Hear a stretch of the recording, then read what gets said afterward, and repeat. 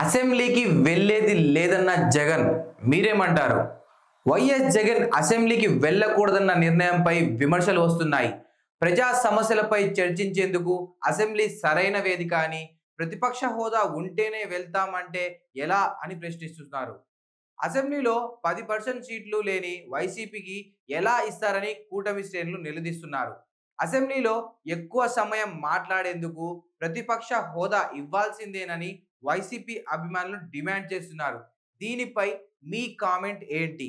ప్రతిపక్ష హోదా దక్కదని తెలిసిన జగన్ తన వైఖరిని ఎందుకు మార్చుకోవడం లేదు? ప్రజల తరపున ప్రశ్నించాల్సిన వైసీపీ ఎందుకు వెనుకడుగు వేస్తుంది? ఎమ్మెల్యేలుగా ఎన్నికైన వైసీపీ నేతలు తన బాధ్యతలను ఎందుకు నిర్వర్తించడం లేదు?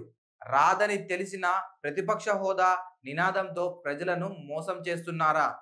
రాదని తెలిసిన అసెంబ్లీ సమావేశాలకు హాజరు కాకూడదని వైసీపీ అధ్యక్షులు వైఎస్ జగన్మోహన్ రెడ్డి ముందుగానే నిర్ణయించుకున్నట్లు ఆయన వైఖరి తెలియజేస్తుంది. సమావేశాలకు హాజరు కాబోమని నేరుగా ప్రకటిస్తే ప్రజల్లో మరింత వ్యతిరేకత పెరుగుతుందనే ఉద్దేశంతో ప్రజా సమస్యలపై ప్రభుత్వానికి ప్రశ్నించేందుకు ఎక్కువ సమయం కావాలని, ప్రతిపక్ష నేత హోదా ఉంటేనే సభలో మాట్లాడేందుకు ఎక్కువ సమయం వస్తుందనే ప్రచారంతో తనకు ప్రతిపక్ష నేత హోదా ఇవ్వాలంటూ కొన్ని నెలలుగా డిమాండ్ చేస్తున్నారు.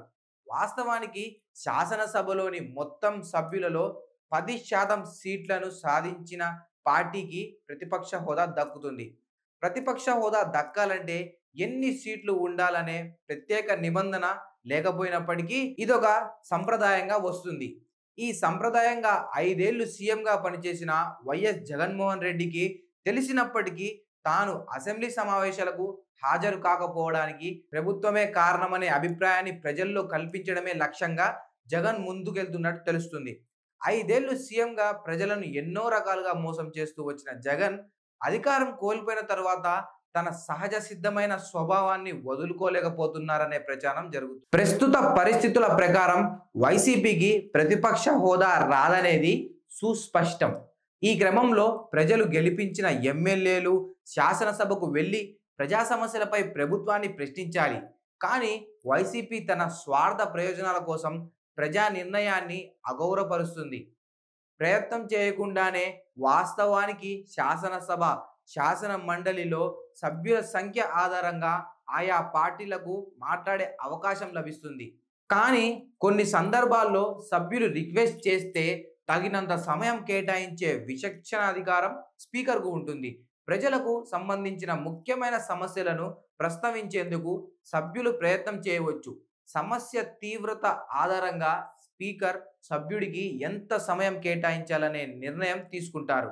ప్రతిపక్ష నేత హోదా లేనప్పటికీ సభలో మాట్లాడేందుకు తగిన సమయం తీసుకోవడానికి అవకాశం ఉంది. అసలు సభకు వచ్చి ప్రజా సమస్యలపై ప్రశ్నించే ప్రయత్నం చేయకుండానే తమకు హోదా ఇవ్వకపోతే తాము సభకు వెళ్ళబోమంటూ భీష్మించుకొని కూర్చోవడం ప్రజాస్వామ్యాన్ని గౌరవించడమే అనే ప్రశ్నలు తలెత్తున్నాయి.